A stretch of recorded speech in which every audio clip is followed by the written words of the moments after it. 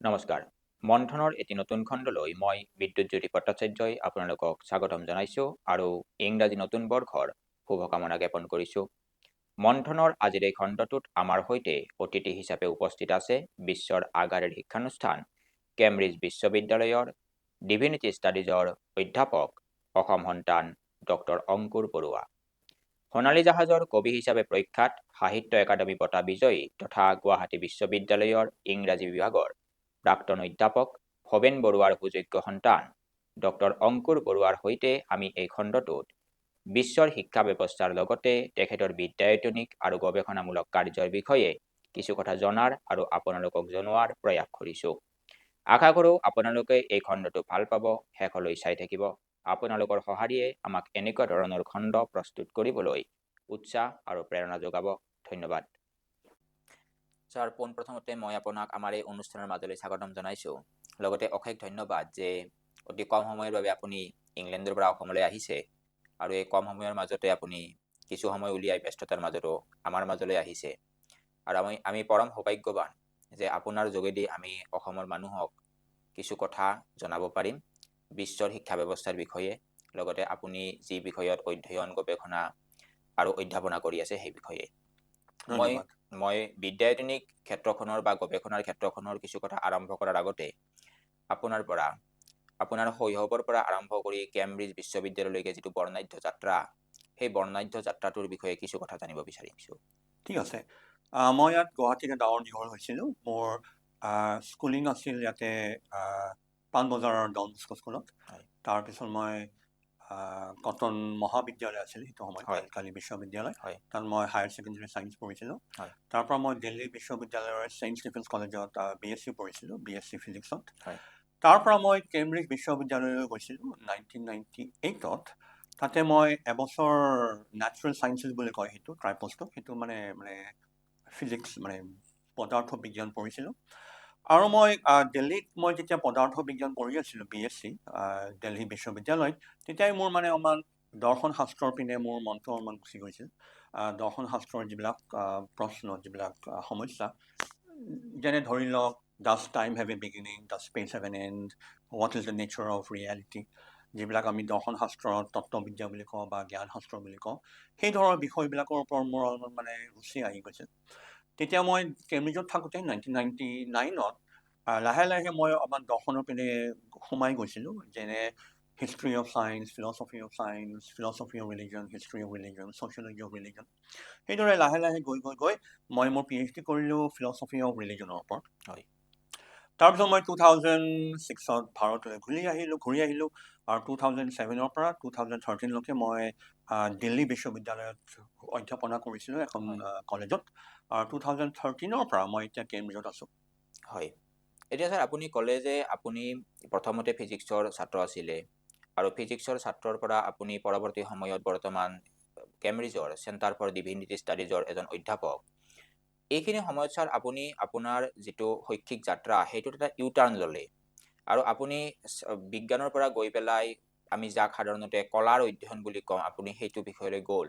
এতিয়া মই ছাৰ জানিব বিচাৰিম আপোনাক এই কলাৰ অধ্যয়নৰ প্ৰতি বা ধৰ্মৰ অধ্যয়নৰ প্ৰতি, ধৰ্মতত্ত্বৰ অধ্যয়নৰ প্ৰতি কিহে আকৰ্ষণ কৰিলে আৰু আপুনি কিদৰে অনুপ্ৰাণিত হ'ল আৰু আৰম্ভণিটো আপুনি কেনেকৈ কৰিলে? কাৰণ আমি সাধাৰণতে এনেকুৱা ধৰণৰ শিক্ষা বা এনেকুৱা ধৰণৰ আলোচনাৰ প্ৰতি বৰ বিশেষ আগ্ৰহী নহয়। এইটো আপুনি ঠিকে কৈছে। আৰু আপুনি যে ক'লে ইউটাৰ্ণ, এইটো এটলিষ্ট মই নিজৰ জীৱনত ইউটাৰ্ণ বুলি অনুভৱ নকৰোঁ, কিন্তু ইউটাৰ্ণ যেনে লাগিব, কাৰণ আমাৰ এতিয়া অসমত আমাৰ যিবিলাক পদ্ধতি আছে এইবিলাক একদম মানে ৰিজিড হয়। এটা লাইন ইয়াত চলিছে আৰ্টছ, ইয়াত এটা লাইন চলিছে ইয়াত ছায়েন্স, আৰু এজন মানুহ যদি এটা লাইনৰ পৰা এটা লাইনলৈ যায়, যিদৰে হাইৱেত মানুহে গাড়ী চলায় এটা লাইনৰ পৰা সেইটো লাইনত, ভাবিব কি কৰিছে এইটো মানুহজনে, কি কৰিছে, কেনে কৰিলে, হয় নে? কিন্তু এটলিষ্ট ইউকেত মানে কেম্ব্ৰিজ আৰু কিছুমান ঠাই আছে ইউকেত, তাত মানে আৰ্টছ বস্তুটো অলপমান বেলেগ ধৰণে চায় আৰু ছায়েন্স বস্তুটো অলপমান বেলেগ ধৰণে চায়। এইখিনি অকণমান জানিব পাৰিলে ভাল পাম।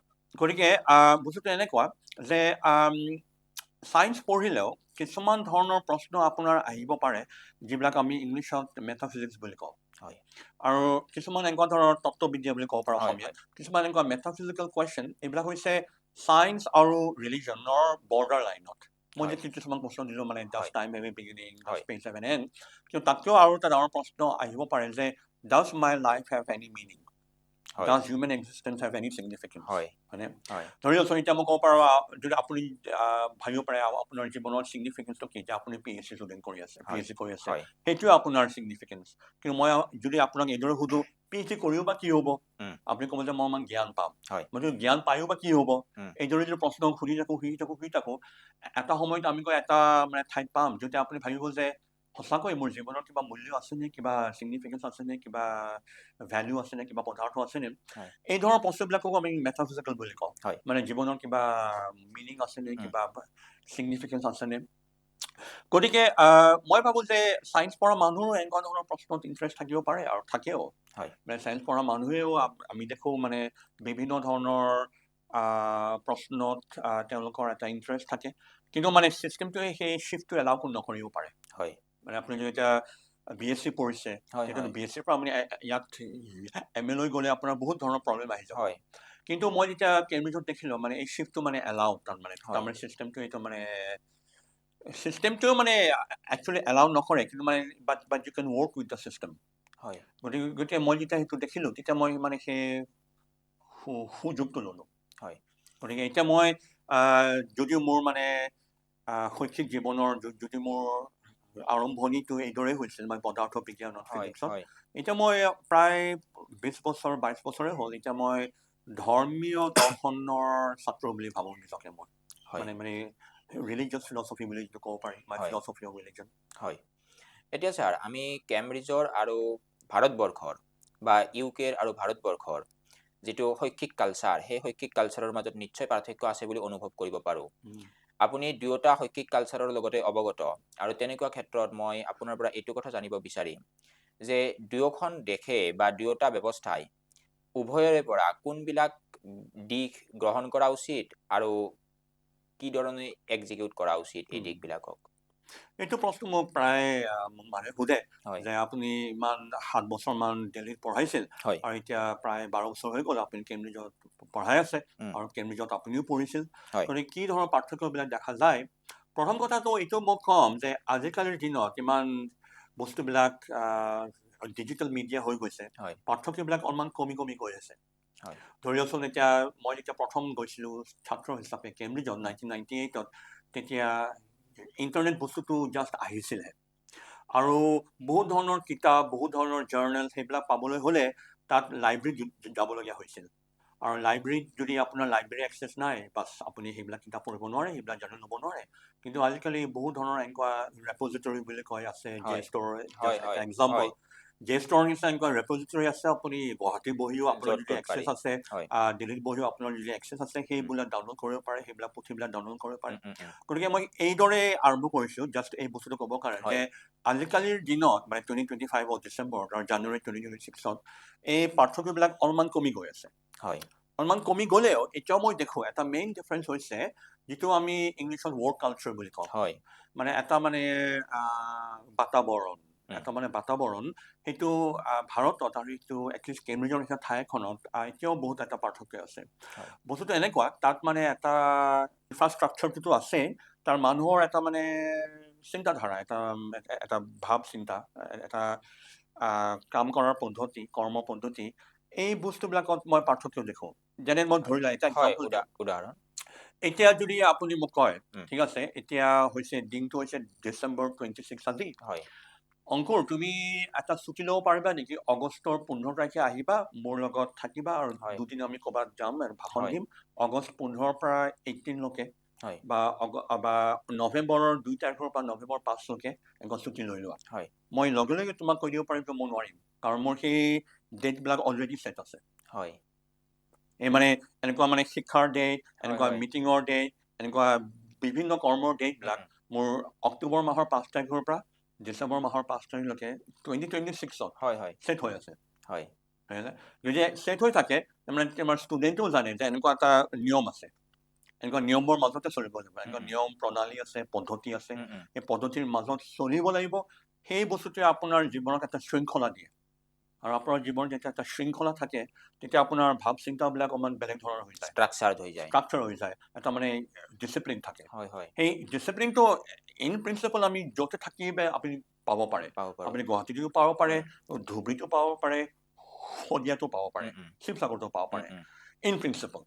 যদি আমাৰ যদি সেই মানে শক্তিটো আছে, আমাৰ যদি সেই ইচ্ছাটো আছে যে আমি এনেকুৱা এখন কলেজ বা মহাবিদ্যালয় বা বিশ্ববিদ্যালয় গঢ়ি তুলিম যাত এনেকুৱা এটা শৃংখলা আছে, য'ত মানুহে কৈ দিব পাৰে আপোনাক এক বছৰৰ আগত যে নৱেম্বৰৰ 19 তাৰিখে মই গুৱাহাটীত আহিব নোৱাৰিম বা দিল্লীত যাব নোৱাৰিম। সেই শৃংখলাটোৱে মই ভাবো যে খুব এটা ডাঙৰ বস্তু। সেই শৃংখলাটোৱে মানে বেলেগ বেলেগ ধৰণৰ আমাৰ জীৱনৰ স্তৰত মানে এটা মানে প্ৰভাৱ আনে, প্ৰভাৱিত কৰে। গতিকে মই ভাবো যে ইন টাৰ্মছ অফ কণ্টেণ্টটো ডিফাৰেঞ্চ আজিকালি বেছি নাই। এইটোতো ইণ্টাৰনেট আছে, মই তাত বহি পেলাই যিখিনি প্ৰবন্ধ ডাউনলোড কৰি আছো বা লিখি আছো, কিতাপ লিখি আছো, আপুনি ইয়াত গুৱাহাটীত বহিও আপোনাৰ যদি ৱাইফাই আছে আপুনি ডাউনলোড কৰিব পাৰিব। কিন্তু এই গুৱাহাটীত বহি আপুনি সেই শৃংখলাৰ সেইটো নাপাবও পাৰে, পৰিৱেশটো যিটো পৰিৱেশত আমি ছাত্ৰ আৰু অধ্যাপক আৰু শিক্ষক আৰু চবেই মিলি আমি জানো যে এনেকুৱা ধৰণৰ কিছুমান নিয়ম আছে, 1 2 3 4, এই নিয়মৰ মাজত চলিব লাগিব। তাৰমানে এইটো নহয় যে মানে নিয়মবিলাকে একদম ৰজা ৰাণী, চব মানুহৰ কিবা বেমাৰ হয়, চব মানুহৰ কিছুমান বিপদ হয়, সেইটো বাৰু বেলেগ কথা। কিন্তু মই কিছু মানে সাধাৰণভাৱে মই যদি আপোনাক কৈ দিব পাৰো যে ডিচেম্বৰৰ 2 তাৰিখে আহিব পাৰিম, কিন্তু নৱেম্বৰৰ 30 তাৰিখে আহিব নোৱাৰিম, এতিয়া কৈ দিছো মই আপোনাক, হয়নে? গতিকে সেই মই সেইটো ভাবো যে সেই শৃংখলাটোৱে কিছুমানৰ মানুহে ভাবিব পাৰে শৃংখলাটো ইমান কি ডাঙৰ বস্তু, মইতো ইয়াতো কৰিব পাৰো, সেইটো তেওঁলোকে কয়, কিন্তু পাৰে জানো? নোৱাৰে। সেইটোৱে যদি আমি ইয়াতো যদি সেইদৰে পাৰো সেই শৃংখলাটো মানে মেইনটেইন কৰিবৰ কাৰণে, তেতিয়াতো মই ভাবো বিশেষ ইমান একো ডিফাৰেঞ্চ নাথাকে, পাৰ্থক্য নাথাকে। কাৰণ তাত মই এতিয়া দিল্লীত যেতিয়া পঢ়াইছিলো, মোৰ যিখিনি ছাত্ৰ, মই খুব ভাল ছাত্ৰ বুলি ক'ম, আৰু মোৰ এতিয়া কেম্ব্ৰিজত যিখিনি ছাত্ৰ খুব ভাল ছাত্ৰ বুলি ক'ম, মই ভাবো এই দুজন ছাত্ৰৰ গ্ৰুপ প্ৰায় সমকক্ষ, প্ৰায় সমকক্ষ। তেওঁলোকৰ যিটো চিন্তাধাৰা, তেওঁলোকৰ যিটো ক্ৰিটিকেল এবিলিটি, ক্ৰিটিকেল ইণ্টেলিজেঞ্চ, মই যদি কৈ দিওঁ এই 5খন কিতাপ পঢ়ি পেলাই এটা চামাৰাইজ কৰক ইয়াত দিল্লীত, আৰু কেম্ব্ৰিজত কৈ দিওঁ এই 5খন কিতাপ পঢ়ি এটা চামাৰি বনাওক, প্ৰায় মানে কোৱালিটিটো প্ৰায় একেই। গতিকে এইটো নহয় যে ইয়াৰ ভাৰতৰ ছাত্ৰৰ কিবা এটা ফাণ্ডামেণ্টেল প্ৰব্লেম আছে বা কেম্ব্ৰিজৰ ছাত্ৰবিলাকৰ ফাণ্ডামেণ্টেল এটা এডভান্টেজ আছে। এই পৰিৱেশটোৱে মানে মানুহৰ মনত পৰিৱৰ্তন কৰে।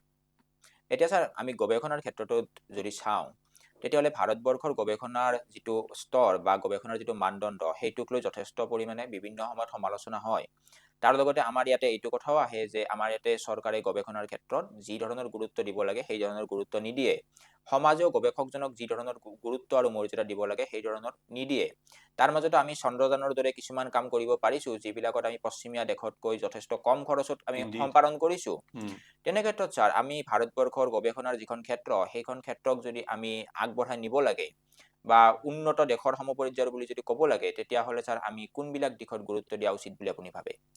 এইটোতো বিৰাট ডাঙৰ প্ৰশ্ন, আৰু এইটো প্ৰশ্নৰ মোৰ বোধহয় ভাল উত্তৰ নাই, কিন্তু মই এটা সৰুকৈ এটা উত্তৰ দিম।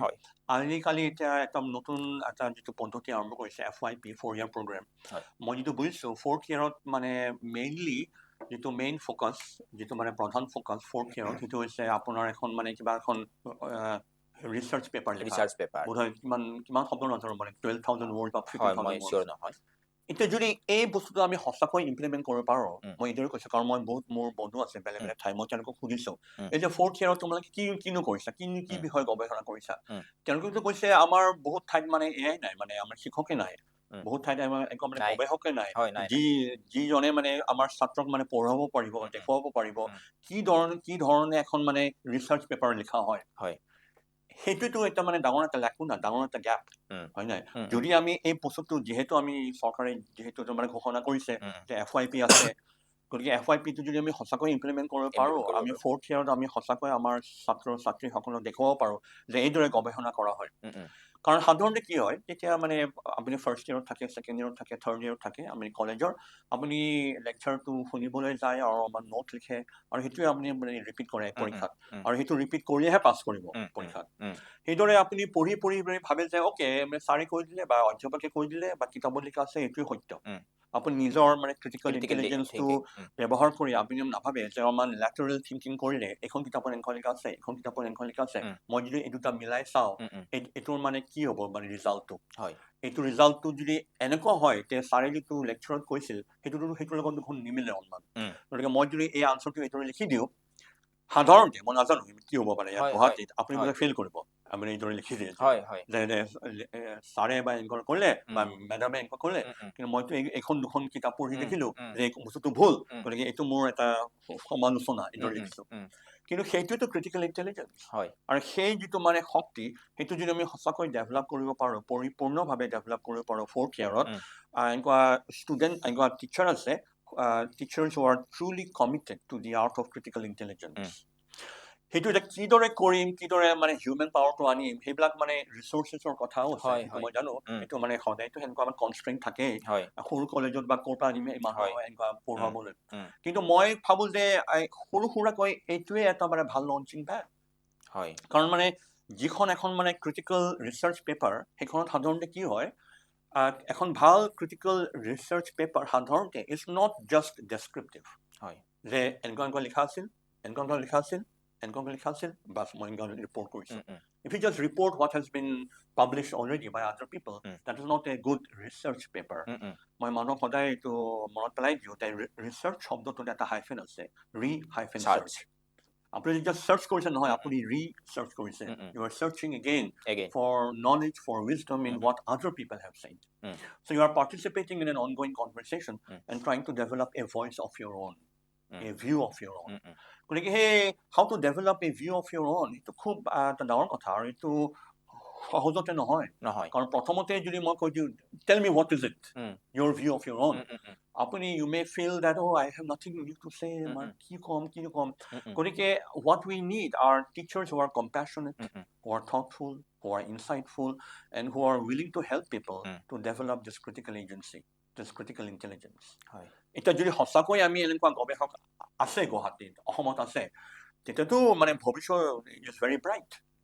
Just because we have the 4th year of the FYP, which is, as you say, primarily dedicated to developing people's research skills. হয় স্যার, এতিয়া সেইখিনিতো যিখিনি নতুনকৈ পঢ়া পাতি কৰি আছে বা যিখিনি হেৰিত আছে গ্ৰেজুৱেশ্যনত আছে তেওঁলোকৰ কাৰণে হৈ গ'ল, কিন্তু ছাৰ মই ইয়াতে যদি আপোনাক এনেকুৱা এটা কথা কওঁ যে আমাৰ ইয়াত যিখিনি গৱেষণা কাৰ্য চলি আছে বা যিসকলে বৰ্তমান PhD কৰি আছে, তেনেকুৱা ক্ষেত্ৰত ছাৰ আপুনি এই নতুন এই যিখিনি গৱেষক এই গৱেষকসকলৰ কাৰণে আপুনি পৰামৰ্শ কি দিব বিচাৰিব? গতিকে মই পৰামৰ্শ বুলি সেনেকুৱা ক'বলগীয়া একো নাই, কিন্তু মোৰ এইটো মানে এটা ৰিফ্লেকশ্যন, এই যিটো মানে ৱেষ্টাৰ্ণ বুলি আমি ক'ব খুজিছোঁ, ৱেষ্টাৰ্ণ ৰিচাৰ্চ যিটো কালচাৰ, যিটো গৱেষণা সংস্কৃতি, তাৰ কিন্তু এটা খুব বেয়া ছাইড আছে, আৰু বেয়া ছাইডটো ইয়াত আহি গৈছে। বেয়া ছাইডটো হৈছে publish and perish, not just publish or perish. Publish or perish মানে আপুনি প্ৰকাশ কৰক, কিন্তু প্ৰকাশ নকৰিলে আপোনাৰ কোনো মানে স্থান নাই। আৰু সেইটোতো তাৰো এটা মানে খুব মানে বেয়া ছাইডটো হৈছে পাব্লিছ এণ্ড পেৰিছ, প্ৰকাশ কৰিলেও আপোনাৰ একো স্থান নাই। গতিকে সেই মানে মানে ভাল হিচাপে চাব গ'লে যিটো মানে ৱেষ্টাৰ্ণ ৰিচাৰ্চ সংস্কৃতি, সেইটো কি কৰে, মানুহক সদায় নতুন চিন্তাধাৰা আনি দিয়ে, নতুন ক্ৰিটিকেল ভাৱে ভাবিবলৈ মানে উৎসাহ কৰে, উৎসাহ দিয়ে, কিন্তু তাৰ ভিতৰত কিন্তু এই ছাইডটো আছে যে মানুহ জাষ্ট মানে পাব্লিছ কৰি থাকে, কাৰণ নহ'লে আপুনি চাকৰি নাপাব, বা আপোনাৰ প্ৰমোশ্যন নাপাব, বা আপোনাৰ এইটো নাপাব। গতিকে এই যে আমাৰ মানসিক ধাৰাবিলাক কোৱান্টিফাই কৰি দিয়া হৈছে, এইটো এটা মানে খুব মানে নেগেটিভ এছপেক্ট মানে একাডেমিয়াৰ। আৰু এই নেগেটিভ এছপেক্টটো সাধাৰণতে নৰ্থ আমেৰিকাত খুব বেছি দেখা যায়, কিছুমান ক্ষেত্ৰত ইউৰোপ আৰু ইউকেতো দেখা যায়।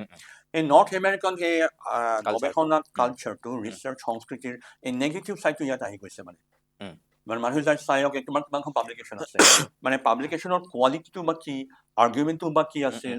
আৰু মই কেতিয়াবা এই ধৰণৰ বস্তুবিলাক কেতিয়াবা চাওঁ মানে ইণ্টাৰনেটত, মানে 90% মই কম জাষ্ট মানে ডেছক্ৰিপটিভ, এনেকুৱা কোনোবাই ক'লে আৰু এইটো এটা কনক্লুজন। গতিকে এনেকুৱা ধৰণৰ আৰ্টিকেলবিলাকক সাধাৰণতে ৰিচাৰ্চ আৰ্টিকেল বুলি ধৰা নহ'ব, মানে তুমি কেম্ব্ৰিজ বা লণ্ডন বা অক্সফৰ্ড এনেকুৱা ধৰণৰ ঠাইবিলাকত।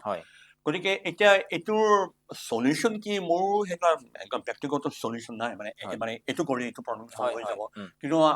কিন্তু আমি দেখিছোঁ মানে কিয় হৈছে এইটো কৰাই হৈছে, কাৰণ আমাৰ জীৱনৰ বহুত ক্ষেত্ৰ মানে কোৱান্টিফাই হৈ গৈছে আৰু মানে কমাৰ্চিয়েলাইজ হৈ গৈছে মানে এনেকুৱা কিবা এটা নম্বৰ দিব পাৰিলেহে আপুনি জীৱনত উন্নতি কৰিব ইমান পইণ্ট পাব 3.8 বা 4.8 এই পইণ্টবিলাক আমি যোগ কৰিম আৰু আপোনাৰ 30 ভিতৰত 25 আছে 20 আছে হয়নে কিন্তু মানুহজনে বা কিমান বুজিলে কিদৰে ভাবিছে কিমান গভীৰভাৱে চিন্তা কৰে এই বিষয়টোৰ ওপৰত সেইটোত আমি নাচাওঁ আমি যদি 20 আছে 30 ভিতৰত আমি ঠিক আছে কিন্তু আপুনি যদি তেওঁলোকক কথা পাতে আপুনি প্ৰায় দেখিব আমি 5 মিনিটটো ভালকৈ আমি কথা পাতিব নোৱাৰিম তেওঁলোকৰ লগত হয়নে মানে কোনখন কিতাপ পঢ়িছিলে আপুনি সেই কিতাপৰ পৰা আপুনি কি বুজি পালে এই যে কিতাপখনৰ পৰা পঢ়িছিলে এইটোৰ লগত আপুনি এইটোৰ কি সংযোগ আছে সেইদৰে যদি কথা পাতে এইটো মানে যিটো মই লেটাৰেল থিংকিং বুলি মানে এইদৰে connectivity of thoughts in the web of knowledge বিভিন্ন ডিসিপ্লিন আছে sociology anthropology psychology political science political theory philosophy এই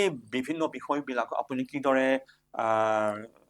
ইণ্টাৰকানেক্টেড যিটো মানে এটা মানে থ্ৰেড আছে এটা সূত্ৰ আছে আপোনাৰ মতে সেই সূত্ৰটো কি বা সূত্ৰবিলাক কি হ'ব লাগে সেইদৰে যদি আপুনি কথা পাতে তেতিয়া আপুনি দেখিব যে যদি আপোনাৰ নম্বৰ আছে 28 আউট অফ 30 এই আপুনি ভাবা নাই বেছি গভীৰভাৱে এই বস্তুবিলাকৰ বিষয়ে আৰু সেইটোহে এজন গৱেষক হিচাপে আপোনাৰ পৰিচয় হৈছে সেইটোহে মানে নম্বৰটো বাৰু অৱশ্যে এইটো ক'ব লাগে নম্বৰটো থাকিব নালাগে নম্বৰটো থাকিব লাগে কিন্তু এই নম্বৰটো প্ৰতিফলন হ'ব লাগে আপোনাৰ গভীৰতাৰ এতিয়া ছাৰ আপুনি ভাৰতীয় সংস্কৃতিৰ লগত দীৰ্ঘ সময় থাকিলে আপুনি শৈশৱৰ পৰা কটালে ভাৰতবৰ্ষত এতিয়া বৰ্তমান আপুনি কেম্ব্ৰিজত অধ্যাপনা কৰি আছে তেনেকুৱা ক্ষেত্ৰত আপোনাক ভাৰতীয় সংস্কৃতিৰ প্ৰভাৱে আপোনাৰ জীৱনত কেম্ব্ৰিজত কি ধৰণে সহায় কৰিছে ছাৰ এইটো ক'বলৈ টান কাৰণ এতিয়া আপুনি প্ৰশ্নটো এইদৰে যেতিয়া সুধিছে তেতিয়া ইয়াৰ প্ৰশ্নৰ এটা এজাম্পশ্যন হ'ব পাৰে যে ভাৰতীয় সংস্কৃতি বুলি এনেকুৱা এটা বস্তু আছে আৰু এইটো ৱেষ্টাৰ্ণ সংস্কৃতি বুলি এনেকুৱা এটা বস্তু আছে এখন দেশৰ পৰা এখন দেশলৈ গ'লে এইটোৰ পৰা কি আপুনি লৈছে তাত কি লৈছে হয় বাৰু ঠিক আছে বাৰু সেইদৰে যদি আমি প্ৰশ্নটো লওঁ তেতিয়া মই এইটো ক'ম যে ভাৰতীয় সংস্কৃতিৰ পৰা এটা বস্তু মই তাত দেখিছোঁ যে তাত কিছুমান সম্বন্ধ খুবেই বেছি ফৰ্মেল মানে খুবেই বেছি মানে এনেকুৱা কিছুমান নিয়ম আছে মই যে ক'লো এনেকুৱা নিয়ম আছে মই এতিয়া জানো যে নৱেম্বৰ 29 আহিব নোৱাৰো ডিচেম্বৰ 5 তাৰিখে আহিব পাৰিম মই তেতিয়া মানে সেই নিয়ম থকাৰ ভাল চাইডটো কৈ আছিলো খুব বেছি নিয়ম থকাৰ বেয়া চাইডো আছে এটা মানে মানুহবিলাক খুব মানে বেছি ফৰ্মেল আৰু অফিচিয়েল হৈ যায় গতিকে ভাৰতীয় সংস্কৃতিৰ পৰা যদি মই এটা বস্তু লৈছে এইটোৱে যে এই নিয়মবিলাক মেইনটেইন কৰিও মানুহে মানুহৰ মাজত কিদৰে মানে হিউমেন ৰিলেশ্যনটো মানে যিটো মানে এটা বেচিক যিটো মানে এটা মানৱতা কিদৰে আমি মেইনটেইন কৰিব পাৰি সেইটোৱে মই ভাবো যে যদি এটা বস্তু আছে যিটো মই ভাৰতীয় সংস্কৃতিৰ পৰা তাত লৈ গৈছো মোৰ ছাত্ৰসকলৰ লগত মোৰ কলিগছৰ লগত যে এই ফৰ্মেলিটিৰ মাজতো এটা মানে মানৱতা মানে মেইনটেইন কৰাটো দৰকাৰ কাৰণ এইটো নহয় যে আমাৰ শৃংখলা বা ডিচিপ্লিন নালাগে মই সেইটো কৈছিলো ইনফেক্ট শৃংখলা অৰ্ডাৰ ডিচিপ্লিন এইবিলাক খুবেই ইম্পৰ্টেণ্ট বস্তু খুবেই গুৰুত্বপূৰ্ণ বস্তু কিন্তু শৃংখলাটো খুব বেছি হৈ গ'লেও প্ৰব্লেম আছে গতিকে শৃংখলাটো বেছি হৈ গ'লেও ধৰক এতিয়া ধৰকচোন সাধাৰণতে এতিয়া গুৱাহাটীত আজিকালি গুৱাহাটীত কেনেকুৱা ব্যৱস্থা মই নাজানো ধৰি লওকচোন আপোনাৰ ৰাজগড়ৰ এজন বন্ধু আছে ঠিক আছে মোৰ মতে আজিও গুৱাহাটীত আপুনি 7:30 বজাত ৰাজগড়ত বন্ধুজন নাপাব পাৰে আপুনি ফোন নকৰাকৈ কিন্তু বহুত ঠাইত এতিয়া যুগে আপুনি নোৱাৰিব এইদৰে কৈ দিব লাগিব বন্ধু আচ্ছা এই 30 তাৰিখে কি প্লেন তোমাৰ এনেকুৱা নাই 30 তাৰিখে নহ'ব জানুৱাৰী 5 তাৰিখে হ'ব নেকি 5টা বজাত নাই জানুৱাৰী 6 তাৰিখে হ'ব নেকি এইদৰে প্লেন কৰি ল'ব লাগিব এই যে তোমাৰ যিটো অলপমান সহজ ভাৱ সেইটো মানে UK নৰ্থ আমেৰিকা ইউৰোপত কম কাৰণ মানে জীৱনবিলাক ইমানেই মানে শৃংখলাবদ্ধ আৰু মই আকৌ কৈছো মানে শৃংখলাবদ্ধ কাৰণে ভালো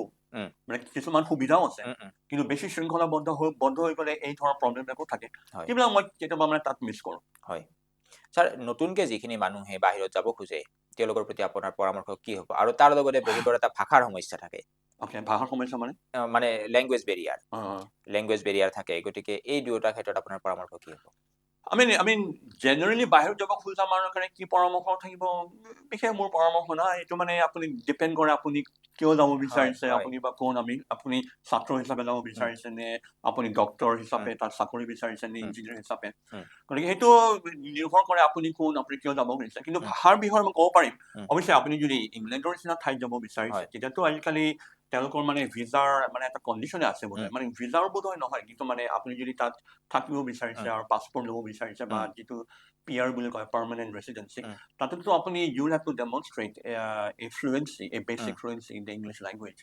আৰু তাততো মানে আপুনি যিখন দেশতে নাযাওক কিয়, তাত যদি আপুনি বসতি কৰিব বিচাৰিছে, তাত থাকিব বিচাৰিছে, মানে লোকেল ভাষাটোতো জানিবই লাগিব। ইয়াত যদি আপুনি অসমত বহুত বছৰ আছে আৰু আপুনি একদমেই অসমীয়া ক'ব নোৱাৰে, তেতিয়াতো আপোনাৰ সমস্যাটো হ'বই।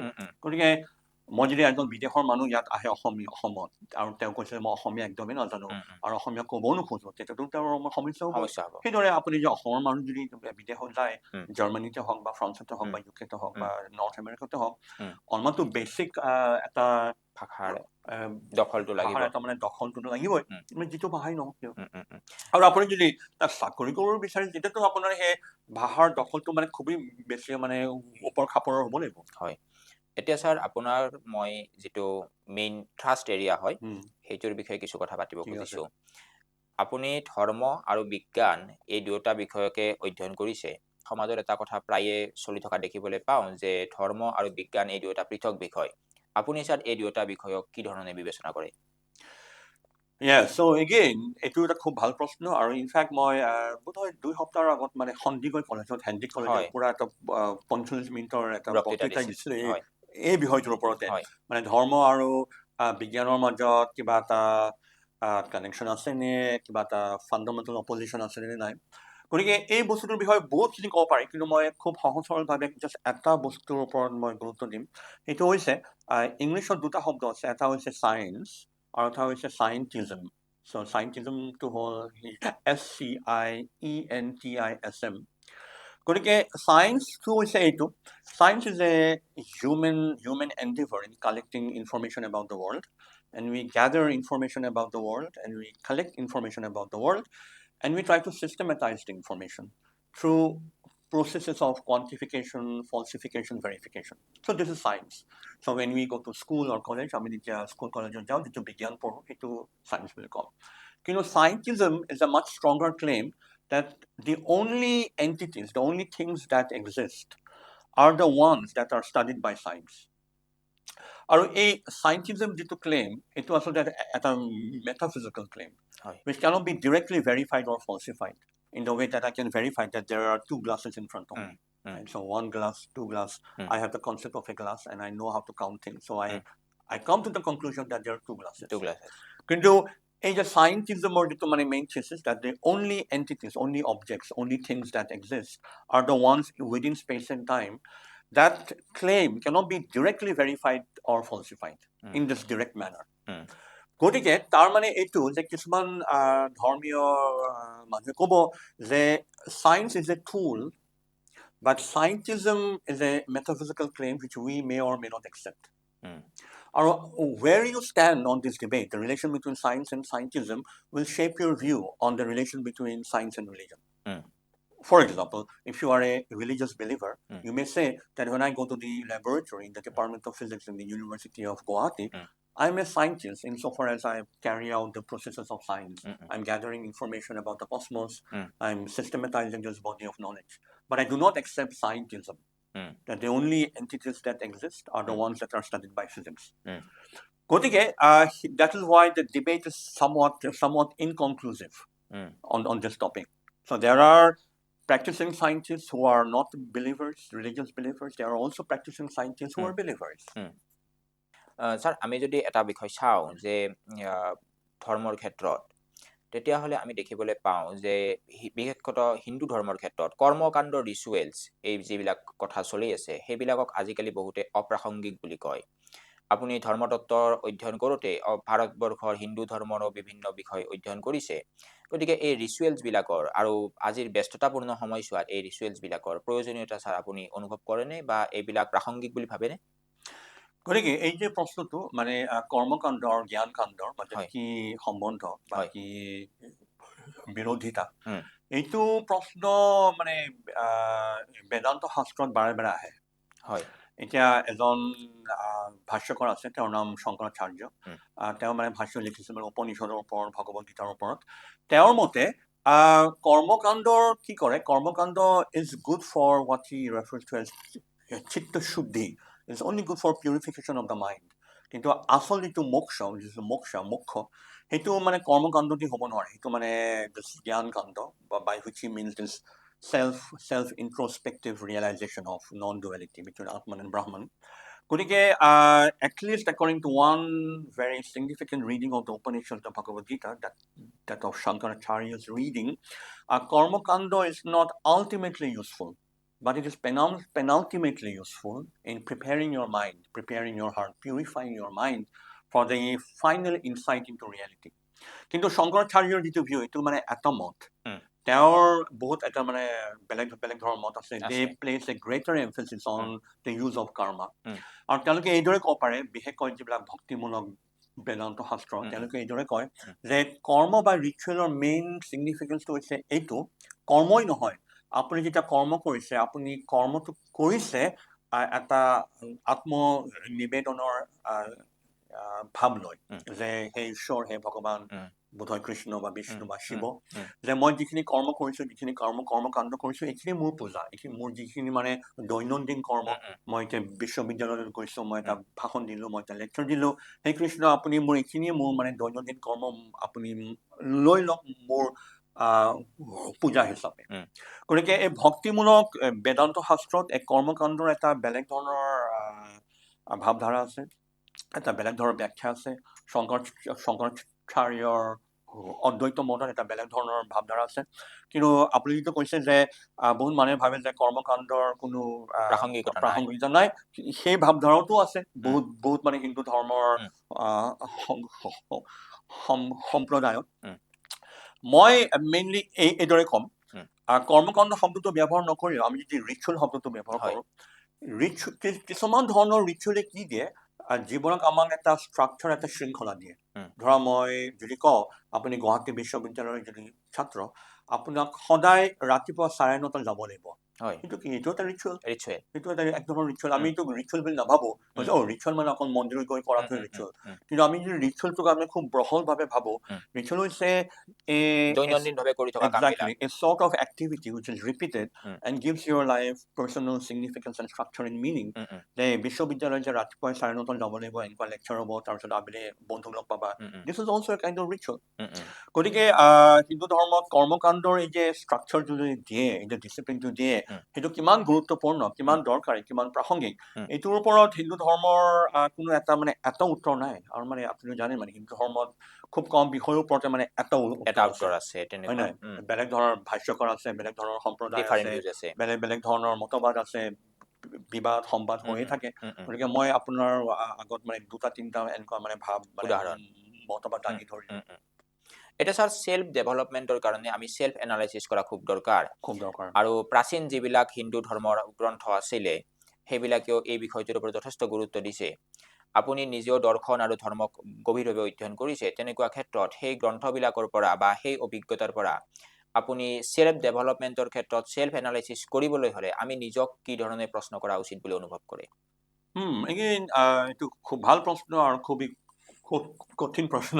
কাৰণ মই যদি কওঁ মানে এইটো কৰিব লাগিব, আমাৰ শ্ৰোতাসকলে ভাবিব এইটো মই এটা ডাঙৰ ফৰ্মুলা কৈ দিছোঁ, এইদৰে কৰিব লাগিব। যি হওক, আপুনি যিটো কথা ক'লে এইটো খুবেই মানে ঠিক কথা। আমি যেতিয়া উপনিষদ পঢ়োঁ, যেতিয়া আমি উপনিষদৰ বিভিন্ন ধৰণৰ ব্যাখ্যা পঢ়োঁ, আমি যেতিয়া গীতাখন পঢ়োঁ, গীতাৰ ওপৰত বিভিন্ন ধৰণৰ ব্যাখ্যা লিখা হৈছে, বাৰে বাৰে আমি এই কথাটো পাওঁ, ন' দাই চেল্ফ, মানে যিটো আমি অসমীয়াত আত্মবিদ্যা বুলি কওঁ। আৰু এই আত্মবিদ্যাটোৱে আটাইতকৈ মানে গভীৰতম, আটাইতকৈ গুৰুত্বপূৰ্ণ বিদ্যা।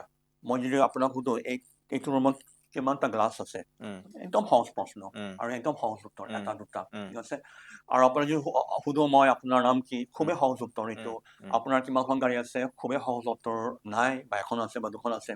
কিন্তু মই যদি আপোনাক আপুনি কোন, আপুনি যদি কয় মোৰ নাম এইটো, নহয় মই আপোনাৰ নামটো সোধা নাই নহয়, আপুনি কোন, আপুনি কয় মোৰ গাড়ী আছে, নাই মই আপোনাৰ সেইটোতো সোধা নাই, আপুনি কোন, তুমি কোন, হয় সেইটো মই কোন, who is the I who is asking the question who am I? এই কুৱেশ্যনটোৱে মানে this is the recurring question in many Vedantic forms of Hindu discourse and inquiry, who am I?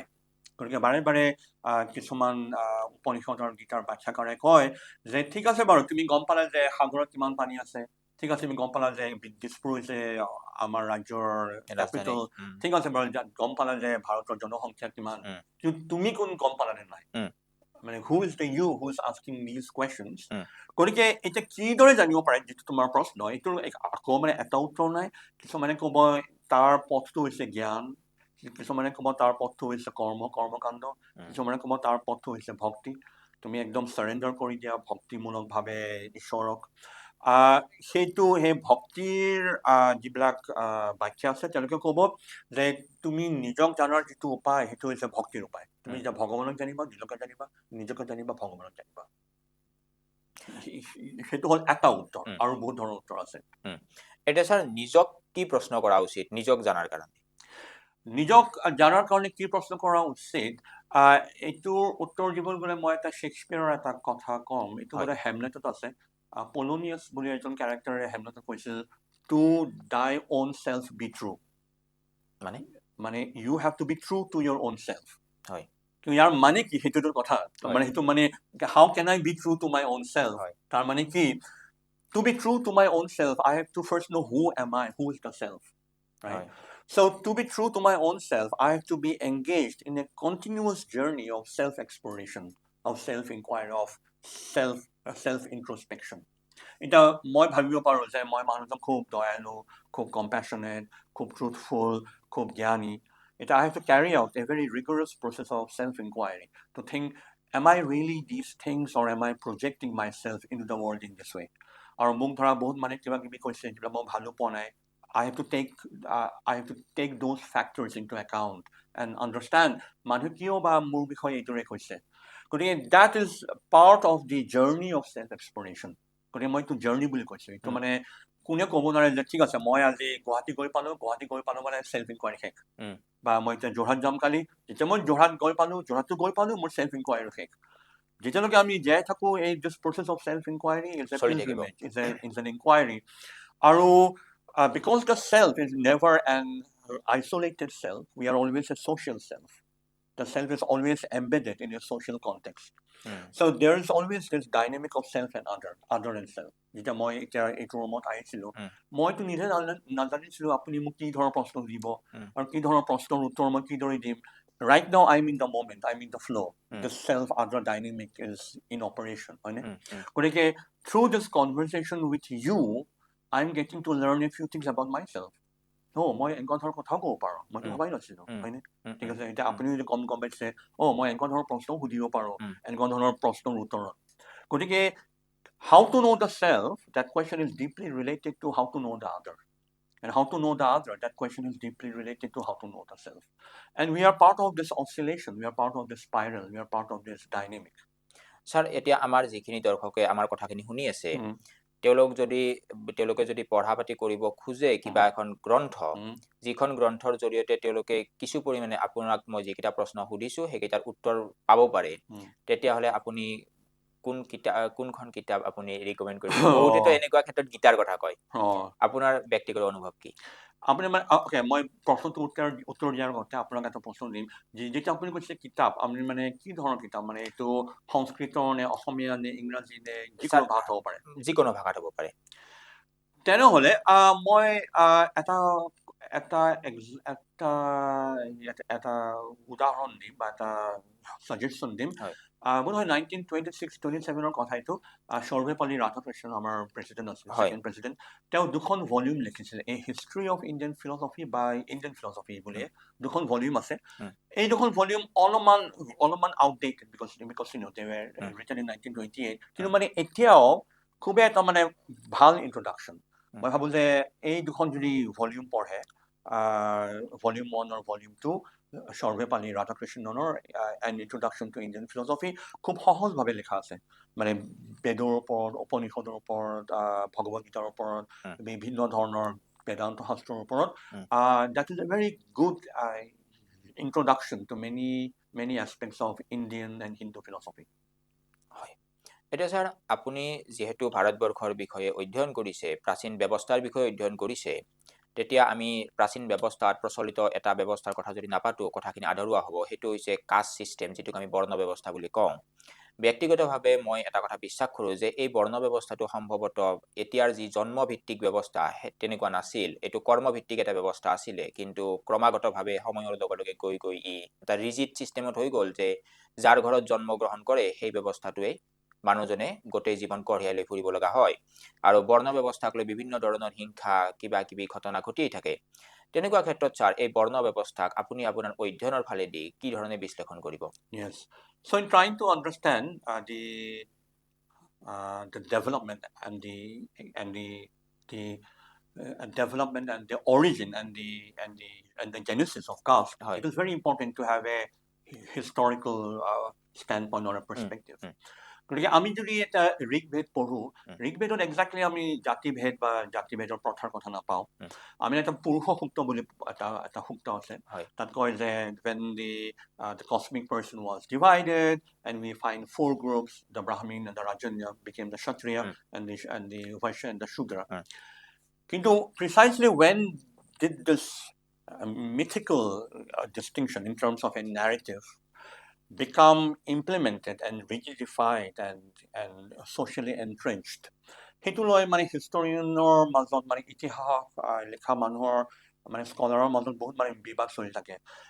কিছুমানে কয় অলৰেডি গৌতম বুদ্ধৰ সময়ত এনেকুৱা মানে প্ৰথাটো মানে ষ্টেবিলাইজ হৈ গৈছিল।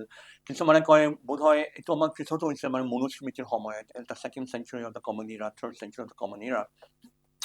কিন্তু মানে এই যিটো বৰ্ণ ছিষ্টেম আৰু যিটো জাতি ছিষ্টেম, এই দুটা অলপমান বেলেগ। আমি বৰ্ণ শব্দটো হৈছে মানে সেই ঋগ্ভেদৰ সেই পুৰুষা সূক্তত পাওঁ, কিন্তু জাতিটো হৈছে মানে there are hundreds and thousands of jatis. And all these jatis, they have certain characteristics such as they are generally endogamous. They marry within the jati. They have certain traditional occupations. And most importantly, some jatis are regarded as ritually pure and some jatis are regarded as ritually impure. গতিকে how was this system of caste-based discrimination, caste-based privilege, how was it implemented, how was it enforced in social history? সেইটো এটা খুবেই এটা মানে important গৱেষণাৰ বিষয় মানে হিষ্টৰিকেলি। মানে গৌতম বুদ্ধৰ সময়ত কেনেকুৱা আছিল কাষ্ট চিষ্টেম যদি ক'ব খোজো, মনুস্মৃতিৰ সময়ত কেনেকুৱা আছিল, গুপ্তা এম্পায়াৰ কেনেকুৱা আছিল, 14th century কেনেকুৱা আছিল। আৰু এটা কথা মনত ৰাখিব লাগিব যে ভাৰতবৰ্ষৰ বিভিন্ন ঠাইত, বিভিন্ন প্ৰদেশত, বিভিন্ন অঞ্চলত the system, the ideas and the institutions of caste have been more strongly enforced or less strongly enforced. It varies from region to region, from place to place.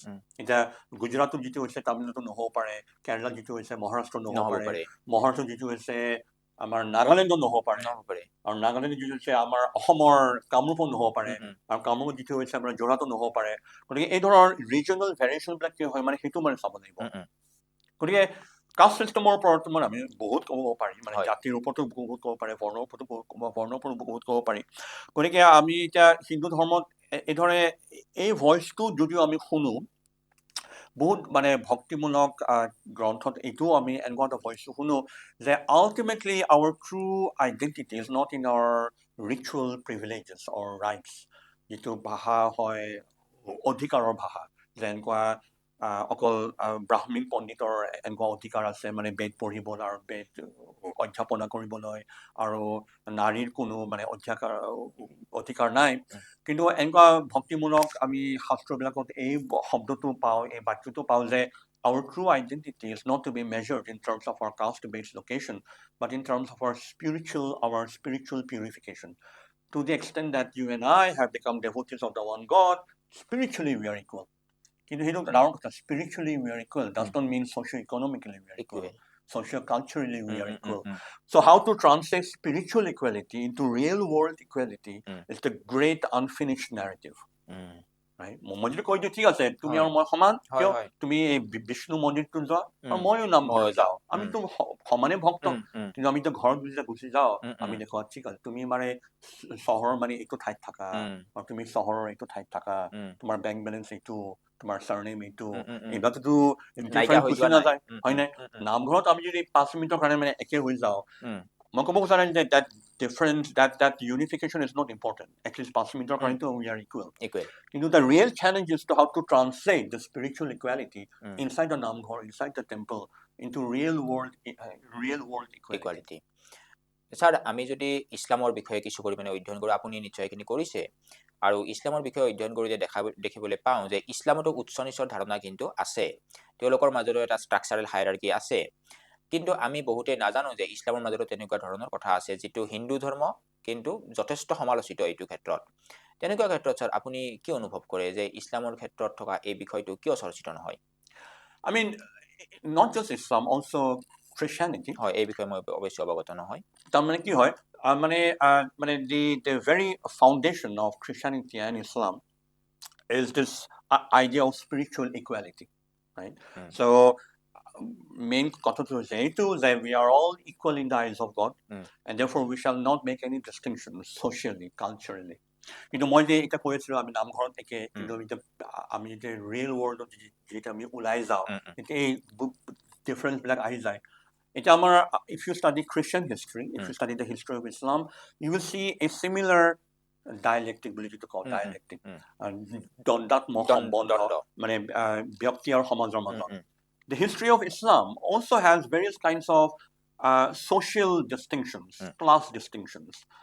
আমি caste শব্দটো ঠিক মানে তাত মানে applicable নহয়, মানে caste বুলি যদি ক'ব খুজিছোঁ, this idea of ritual purity, ritual purification, ritual purity, ritual impurity, like কিছুমান মানুহ একদম মানে they are beyond the caste spectrum, যিবিলাক আমি মানুহক actually দলিত বুলি কওঁ, untouchable.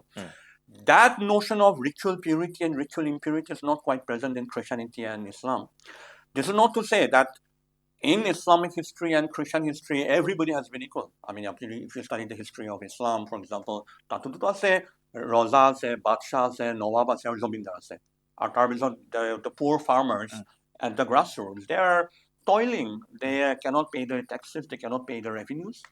গতিকে এই যিটো মানে যিটো দ্বন্দ্ব, এই যিটো মানে ষ্ট্ৰাকচাৰ, মইতো নাভাবোঁ যে অকল মানে হিন্দু ধৰ্ম, এইটো মানে যি ধৰ্মই নহওক কিয়, this struggle of translating spiritual equality into socio-economic equality, this is a common problem that all religions face, whether it is Christianity, Islam, Hinduism, Sikhism, Judaism, এইটো হয় কিন্তু যে ধৰ্মটো বদলি গ'লে অকমান এই social hierarchy meaningটো অকমান বদলি যায়, এইটো হয়, কিন্তু মই যিটো fundamental problem ক'লো, আকৌ মই দোহাৰি কৈছোঁ, how to translate spiritual equality into socio-economic equality, এই প্ৰশ্নটো মই চব ধৰ্মতে দেখোঁ, মানে এই চেলেঞ্জটো। হয়, এতিয়া স্যাৰ আমি এটা বিষয় যদি লক্ষ্য কৰোঁ, তেতিয়াহ'লে আমি দেখিবলৈ পাওঁ ৰেডিকেলিজিম আৰু জেহাদৰ যিটো কনচেপ্ট, এই কনচেপ্টটো কেন্দ্ৰ কৰি এই গোটেই বিশ্বত বৰ্তমান সময়ত যথেষ্ট সন্ত্ৰাসবাদী কাৰ্যকলাপ সংঘটিত হৈ আহিছে, একেবাৰে কাশ্মীৰৰ পেহেলগামৰ পৰা আৰম্ভ কৰি অষ্ট্ৰেলিয়ালৈকে। আৰু আমি চেমুৱেল হাণ্টিংটনৰ যিখন ক্লেছ অফ চিভিলাইজেশ্যনৰ ৰচনা, তাত আমি দেখিবলৈ পাওঁ যে তেওঁ তাত 7টা চিভিলাইজেশ্যনেল ফ্লেক্সৰ কথা কৈছিলে, আৰু য'ত তেওঁ ৱেষ্টৰ কাৰণে পাৰ্টিকুলাৰলি চিনিক আৰু ইছলামিক চবতকৈ ডাঙৰ চেলেঞ্জ বুলি উল্লেখ কৰিছে। আৰু যিধৰণে এণ্ড অফ হিষ্ট্ৰীক ফ্ৰান্সিছ ফুকুয়ামাই ৰিভাইজ কৰিলে, তেনেকৈ কিন্তু চেমুৱেল হাণ্টিংটনে এতিয়ালৈকে কোনো ধৰণৰ ৰিভাইজো কৰা নাই কথাখিনি। তেনেকুৱা ক্ষেত্ৰত ছাৰ এই যিটো তেওঁ ৰেডিকেলিজিমৰ কথা ক'লে, এই ৰেডিকেলিজিমৰ আশ্ৰয়তেতো গোটেই বিশ্বত সন্ত্ৰাসবাদী কাৰ্যকলাপ আমি দেখিবলৈ পাইছোঁ। থিঅলজিকেল পাৰ্চপেক্টিভত ছাৰ আপুনি এইটো কেনেকৈ বিশ্লেষণ কৰিব যে চেমুৱেল পি হাণ্টিংটনে কোৱাৰ দৰে এই ৰেডিকেলিজিমে ইছলামক গোটেই বিশ্বত সন্ত্ৰাসবাদী কাৰ্যকলাপ কৰিবলৈ ক'ৰবাত উৎসাহিত কৰিছে? So, ইয়াত আমি যেতিয়া কওঁ clash of civilizations, আমি সাধাৰণতে এইটো ভাবিব পাৰোঁ যে এটা civilization is a fixed whole. আমি এইটো পাহৰি যাওঁ যে এটা civilization বুলি যিটো কৈছোঁ আমি, তাৰ ভিতৰত multiple substrands থাকে, হয়নে? গতিকে এতিয়া আমি যদি কওঁ Islam is Islamic radicalism, সেইটোতো কিমান ধৰণৰ আছে, ইছলাম আছে, right? Our Islamic radicalism may have a fundamental problem with the idea of the West. This I do not deny. But we cannot jump from the premise that Islamic radicalism has a problem with the West to the conclusion that Islam has a problem with the West. There are so many styles of Islamic cultures, civilizations. There are so many different Muslim ways of living, Muslim subjectivities.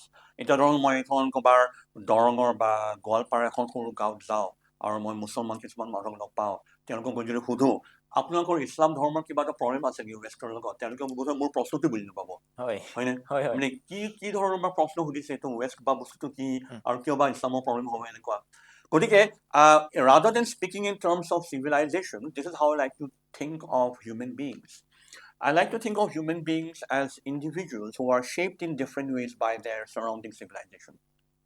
So I don't see this as a clash of civilizations. I see this as a contest, as a contestation between individuals who have different civilizational perspectives. কিন্তু তাৰ মানে এইটো নহয় যে আপোনাৰ civilisation এটা fix বস্তু আৰু মোৰ চিভিলাইজেশ্যন এটা ফিক্স বস্তু।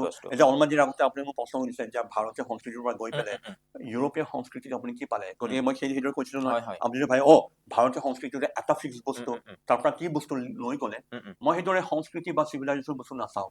মই চাওঁ যে প্ৰত্যেকটো সংস্কৃতি, প্ৰত্যেকটো সভ্যতা is a dynamic tapestry, is a dynamic formation with multiple substrands, with multiple subformations which are constantly developing. Okay, Islamic radicalism may have a problem with certain political formations, but this is not to say that Islam as a whole has a problem. হয়, এটা Islamic ৰেডিকেলিজিমৰ ক্ষেত্ৰত আমি আৰু এটা বস্তু দেখিবলৈ পাওঁ যে গোটেই বিশ্বই যিখিনি সময়ত ইছলামিক ৰেডিকেলিজিমৰ কথা কৈছে সেই ক্ষেত্ৰত চীন ব্যতিক্ৰম। চীন, চাইনা ব্যতিক্ৰম। আৰু আমি চাইনাত ইছলামিক ৰেডিকেলিজিমেই হওক বা সন্ত্ৰাসবাদী কাৰ্যকলাপেই হওক বৰ বিশেষ দেখিবলৈ নাপাওঁ। থিঅলজিকেল পাৰ্সপেক্টিভত আপুনি এই কথাটো কিদৰে বিশ্লেষণ কৰিব যে চাইনাত কি কাৰণত ইছলামিক ৰেডিকেলিজিম বা তেনেকুৱা ধৰণৰ জেহাদৰ কনচেপ্ট গ্ৰ' কৰিব পৰা নাই? Yeah, I don't think we need a theological explanation. I think the explanation is simpler. I think in terms of the Communist Party of India, it's more the Communist Party of China. So the Communist Party of China has a certain worldview called scientific atheism. So it's not just about Islam. I mean, it is also to do with Christianity and Buddhism, certain forms of Buddhism. I myself do not know what is the official standpoint of the Communist Party of China today on religion. But my sense is that, at least in the 1960s, 1970s, you could not go around openly saying I'm a religious person in China. The view has been relaxed to some extent. If in China we do not hear about certain kinds of radicalism, it's because we do not hear about any kind of radicalism, which is not controlled or regimented by the Communist Party of China. Therefore, I don't think we need a theological explanation or a religious explanation. It is in terms of how the Communist Party of China views the category of dharma, category of religion. আমি যদি অসমৰ ক্ষেত্ৰত চাওঁ তেতিয়াহ'লে অসমত various cultural group আছে। এতিয়া এই কালচাৰেল গ্ৰুপবিলাকৰ মাজতো আমি বিভিন্ন ধৰণৰ ডাইভাৰ্চিটি দেখিবলৈ পাওঁ। যদি আমি হিন্দু বুলি কওঁ, হিন্দু বুলি কোৱাৰ লগে লগে অসমীয়া হিন্দু, বঙালী হিন্দু, ভাৰতবৰ্ষৰ আন প্ৰান্তৰ পৰা অহা হিন্দু, তেনেকুৱাকৈ আমি বিভিন্ন গ্ৰুপ দেখিবলৈ পাওঁ। মুছলমান বুলি কোৱাৰ লগে লগে আমি দেখিবলৈ পাওঁ যে অসমীয়া মুছলমান, পূৰ্ববংগীয় মুছলমান, এনেকুৱা এটা কনচেপ্ট আছে। তাৰ লগতে আমি যদি যিখিনি খিলঞ্জীয়া মানুহখিনিৰ কথা ক'ব পাৰোঁ, যিখিনি মানে ট্ৰাইবেলৰ কথা মই পাৰ্টিকুলাৰলি কৈছোঁ, তেওঁলোকৰ আছে। আৰু তেওঁলোকৰ মাজত আকৌ বহুতে নিজক হিন্দু বুলি কয়, বহুতে খ্ৰীষ্টিয়ানিটিক একচেপ্ট কৰি লৈছে, আকৌ বহুতে নিজকে হিন্দু বুলিও নকয়, খ্ৰীষ্টিয়ানিটি বুলিও নকয়, তেওঁলোকে ট্ৰেডিশ্যনেল কালচাৰ ফ'ল' কৰে। তেনেকুৱা ক্ষেত্ৰত ছাৰ আমি অসমীয়া সমাজখনত কিছু পৰিমাণে এটা কালচাৰেল কনফ্লিক্ট দেখিবলৈ পাওঁ। এই কালচাৰেল কনফ্লিক্টবিলাকক আমি কিদৰে এৰাই চলি এখন অসমখনক এখন ভাল সমাজ হিচাপে গঢ় দিব পাৰোঁ ছাৰ? এইটো প্ৰশ্নৰ যদি উত্তৰ থাকিলেহেঁতেন মইতো অসমৰ চিফ মিনিষ্টাৰ হৈ গ'লোহেঁতেন, হয় নাই? মানে কিদৰে কৰিব লাগে মই নাজানো, কিদৰে কৰিব লাগে। মোৰ কিছুমান ভাৱ এইদৰে, মানে প্ৰথম কথা ক'ম যে every society is complex in its own ways, and every society goes through periods and moments of crisis. Every society seeks a kind of social stability or social equilibrium. It does not quite reach there, it tries to go there. গতিকে main চেলেঞ্জটো হৈছে এইটোৱে, আমি ভাৰতৰ নিচিনা, অসমৰ নিচিনা এনেকুৱা এখন diverse society, is diverse from a religious point of view, from an ethnic point of view, from a linguistic point of view, from a cultural point of view. কিদৰে we generate a social consensus that we are here together. We are working towards a common goal, or if not one common goal, a set of common goals. ধৰি লওক মই এটা খুব ঘৰুৱা example দিওঁ, মানে before we talk about a state or a country, it's always good to start with a family. ধৰা আপুনি আৰু মই ভাই, গতিকে আপুনি ক'ব খুজিছিল যে আমি এদিন এই ব্ৰহ্মপুত্ৰৰ সেই জাহাজখনত যাম, মানে ক্ৰুজ জাহাজখনত যাম।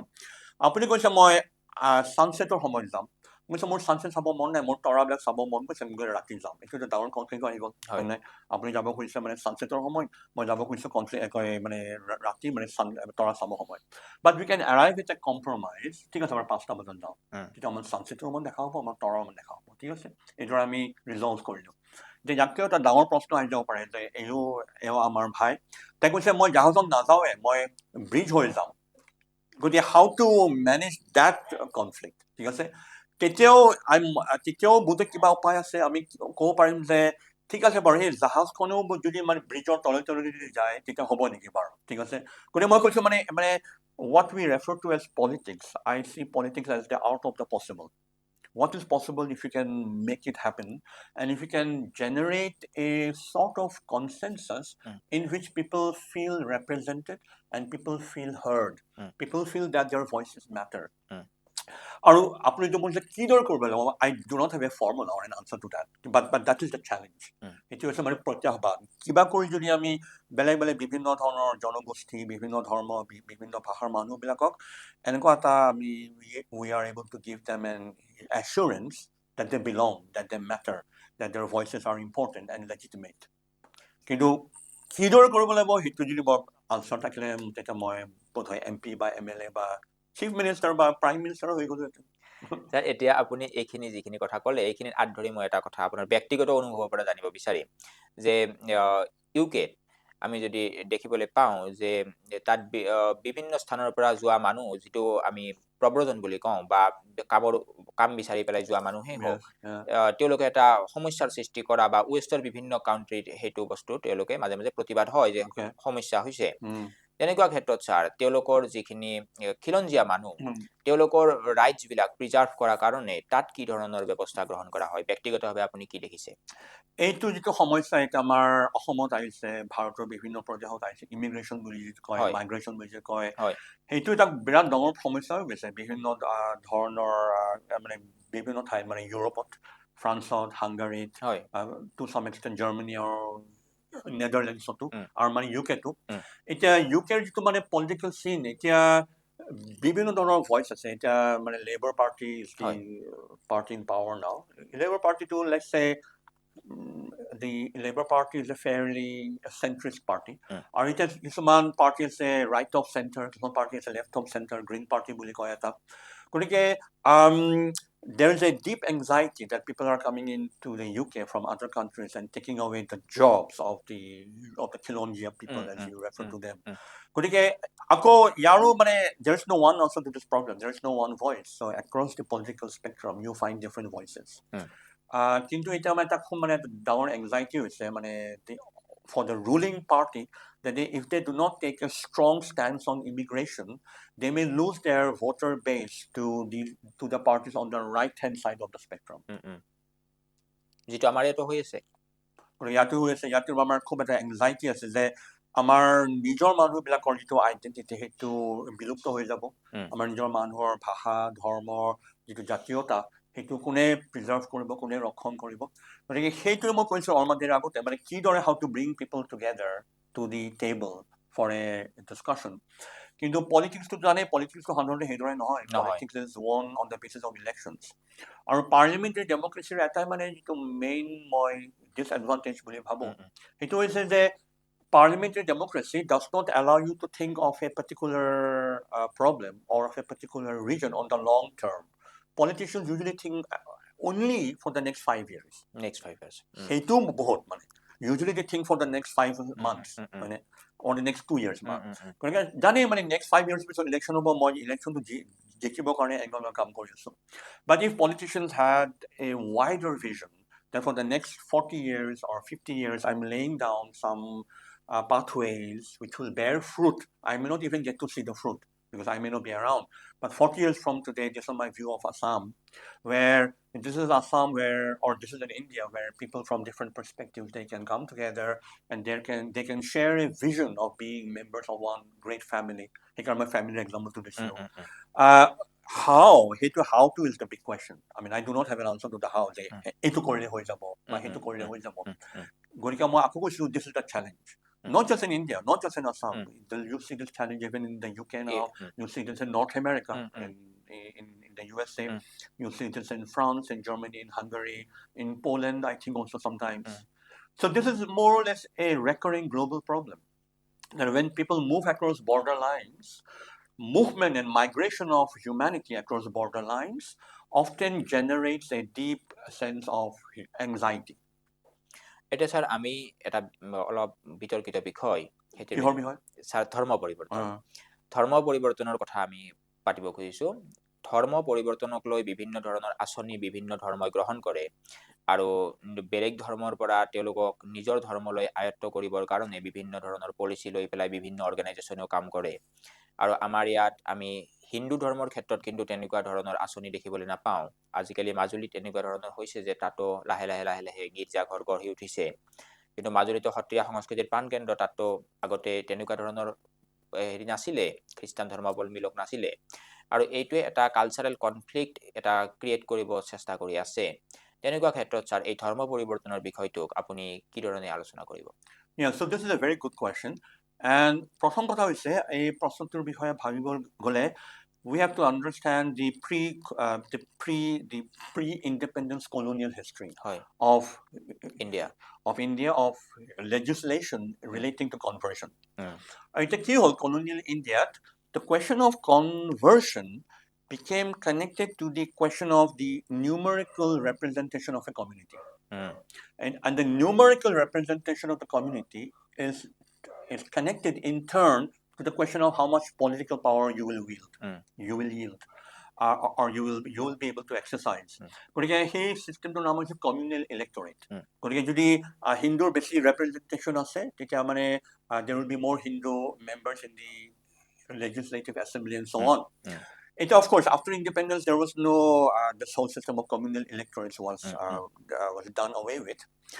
এতিয়া আৰ্টিকল মই একজেক্টলি নম্বৰটো মনত নাই আৰ্টিকল বোধহয় 15 বা 16 হ'ব পাৰে that the article that the Constitution of India gives people the right to preach and propagate religion. সেইটো হয়নে মই একজেক্টলি শব্দটো মনত নাই কিবা এটা আছে কিন্তু মানে তাৰ ভিতৰত মানে বহুত কোৰ্টে ৰুলিং দিছে যে প্ৰিচ বা প্ৰপাগেটৰ মিনিং এইটো নহয় যে মই একজেক্টলি শব্দটো এতিয়া মোৰ মনত নাই মানে তোমাৰ ৱৰ্ডিংটো কি আছে কিন্তু মানে সেই একজেক্টলি সেই ৱৰ্ডিঙৰ মানে মিনিংটো কি বহুত হাইকোৰ্ট আৰু বহুত সুপ্ৰিম কোৰ্টে মানে কিছুমান ৰুলিং দিছে এতিয়া কথাটো হৈছে এনেকুৱা I think এটা শব্দ মানে ইংলিছত ইউজ কৰে থ্ৰু fraudulent means যদি মই আপোনাক কওঁ যে আপুনি যদি ধৰ্মান্তৰ কৰে মই আপোনাক 500 টকা দিম গতিকে সেনেকুৱা ধৰণৰ ধৰ্মান্তৰ is kind of I think banned according to these rulings কিন্তু there are so many other simple ways so for example ধৰি লওক মই আপোনাৰ লগত এতিয়া কথা পাতি আছো আৰু আপুনি এই কথা পতাৰ ভিতৰত আপুনি ক'লে যে আপুনি ইমান ভালকৈ কথা পাতিব পাৰিছে এই বিষয়বোৰ আপোনাৰ ইয়াৰ কাৰণটো কি আৰু মই ক'লো ঠিক আছে মই এই ভগৱান এজনক ৱৰ্শ্বিপ কৰোঁ এইটো কাৰণ তেতিয়া আপুনি অমান ইণ্টাৰেষ্টেড হৈ গ'ল সঁচাকৈ এই ভগৱানৰ ইমান পাৱাৰ থাকিব আৰু 5 দিনৰ পিছত আপুনি আহি মোক ক'লে যে মই আপোনাৰ ধৰ্মৰ অৱলম্বী হ'ব খুজিছোঁ এতিয়া এইটো ফ্ৰডুলেণ্ট মিনছ ইউজ কৰিছে নে নাই সেইটো ডাঙৰ কথা হৈ গ'ল মইতো সেইটো ইণ্টেণ্ট কৰা নাছিলো কিন্তু আপুনি নিজৰ পৰা আহিছে মোৰ তালৈ ঠিক আছে গতিকে কথাটো হ'ল এতিয়া আমি ৱেৰ টু ড্ৰ দ্য লাইন ঠিক আছে বাৰু 500 টকা দিছোঁ এইটো মানে খুব এটা direct example of using money as a financial incentive.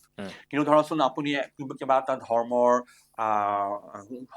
কিবা এটা এনেকুৱা হস্পিটেলত গৈছে বা কিবা এখন স্কুলত পঢ়িছে যিটো was set up by a ধৰ্মীয় অনুষ্ঠান মানে whether it is Christian school or even a Hindu school আৰু আপুনি 12 বছৰ তাত পঢ়ি পেলাই ভাবিলে যে এই যে ধৰ্মীয় অনুষ্ঠানটোৱে স্কুলখন বনাইছে কিবা এটা খুব গভীৰ মিনিং আছে কিবা এটা গভীৰ এটা চিগনিফিকেঞ্চ আছে আৰু আপুনি সেই বিষয়ে ভাবি you become interested in that religion and you decide to quote unquote convert to that religion এতিয়া এইটো আপোনাক কিবা ইনচেন্টিভ দিয়া হৈছিল নে নাই এইটো এটা ডাঙৰ প্ৰশ্ন আহি গ'ল হয় নাই গতিকে এইটোতো ডিৰেক্টলি কোনো কোৱা নাই আপোনাক যে এইটো ধৰ্মলৈ আপুনি পৰিৱৰ্তন কৰক গতিকে মই এইটো ক'ব খুজিছোঁ যে কনভাৰ্চন বস্তুটো এতিয়া মানে খুব মানে quote unquote পলিটিচাইজ হৈ গৈছিলে already pre independence India because the numerical strength of a community becomes a measure of your political strength.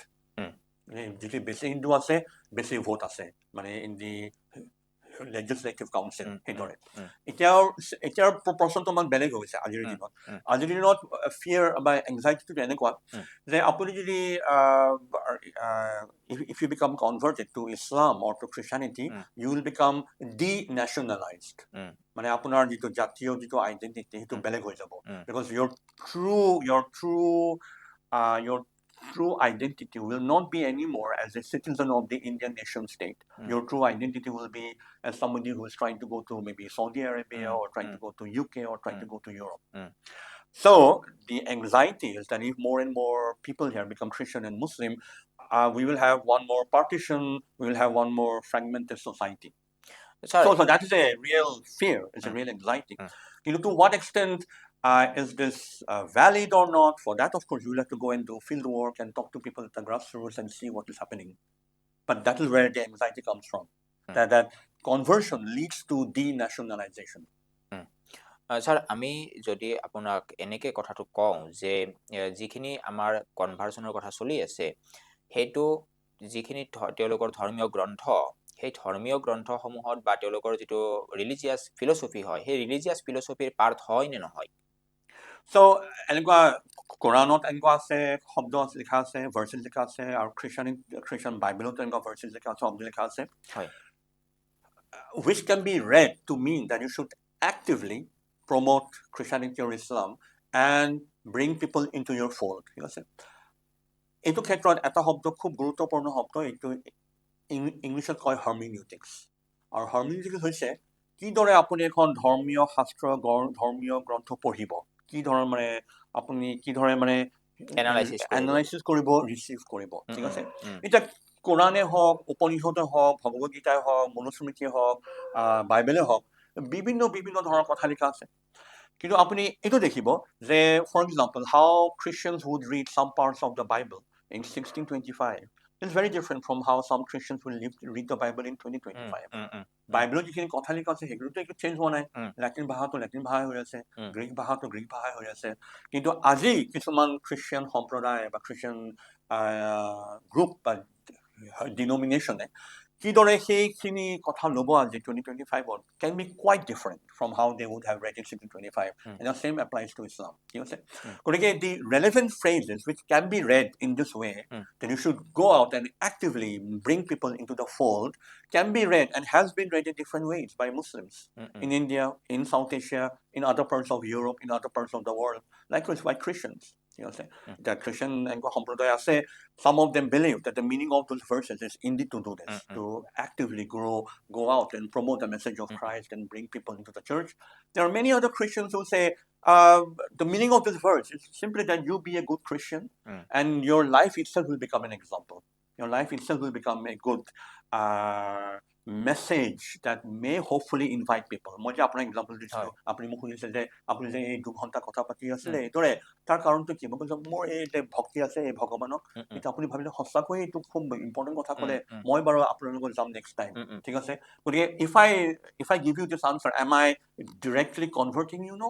I will never ask you to follow me into my religious group or organization. I'm just reporting to you what my lifestyle is like. গতিকে এই যিটো কোৰাণ আৰু যিটো বাইবেলত যিবিলাক verse আছে, যিবিলাক sentence আছে, which have been read by some Christians and Muslims in an active way, have been read by other Christians and other Muslims in a different way. Sir আমি প্ৰত্যেক ধৰ্মৰ মাজতে গোড়া মানুহ দেখিবলৈ পাওঁ যিবিলাকে পৰম্পৰা ধৰি ৰখাটোক বা ট্ৰেডিশ্যনবিলাক ফ'ল' কৰাটোক যথেষ্ট ৰিজিডলি তাৰমানে মানুহৰ মাজত জোৰ কৰি দিব খোজে। তেনেকুৱা ক্ষেত্ৰত ছাৰ আমি ৰিজিড নোহোৱাকৈ বা গোড়া নোহোৱাকৈ কি ধৰণে আমি পৰম্পৰাবিলাক ধৰি ৰাখিব পাৰোঁ?